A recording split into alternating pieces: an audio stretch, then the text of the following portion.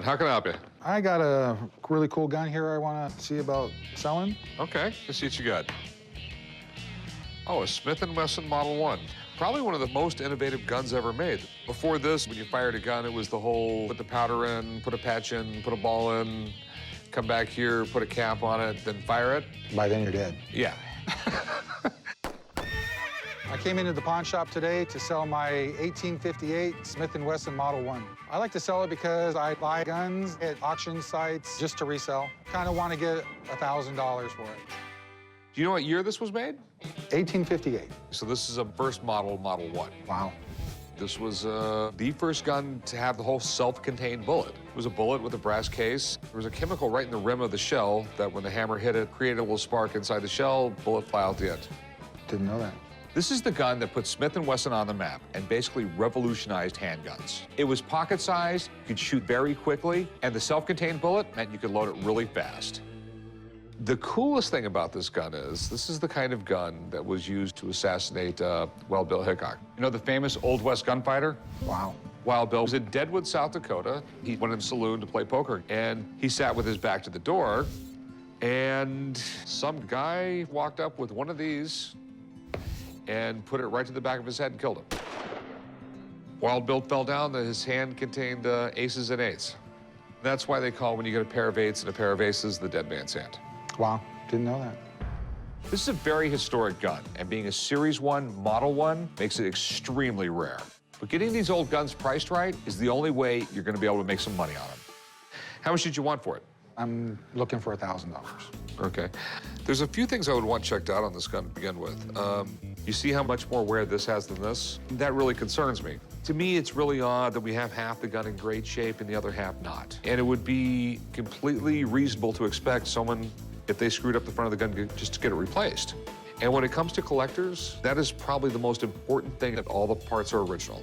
So let me call someone, get them down here, have them look at this thing. If everything checks out, we can do business. Great. I'm not concerned about an expert coming in and looking at it. I think even if it was refinished, I think it would still hold its value. Hey, Craig, how's it going, man? Rick, how are you? All right. This is what I called you on. I own Craig Gottlieb Militaria, and I specialize in military antiques and antique firearms. Guys call me down when they have a question about an antique firearm, and I'll help them with establishing value. Smith & Wesson Model 1, the gun that could have been a Colt. Roland White, the patent holder for this cylinder here, used to work for Colt. Colt didn't like the idea, and so he went over to Smith & Wesson. They started to produce this, so basically what got Smith & Wesson started for the most part. Oh. The Smith & Wesson Model 1 was the first revolver that was loaded from the back of the cylinder rather than the front, which was safer and very easy to reload. What do you want to know, Rick? The barrel right here, the chrome plating is wearing completely different than the rest of the gun. You see how badly corroded it is here and not nearly as bad over here. I don't know if the front barrel's been replaced. Okay, basically, I can measure the barrel because it's got a specific length.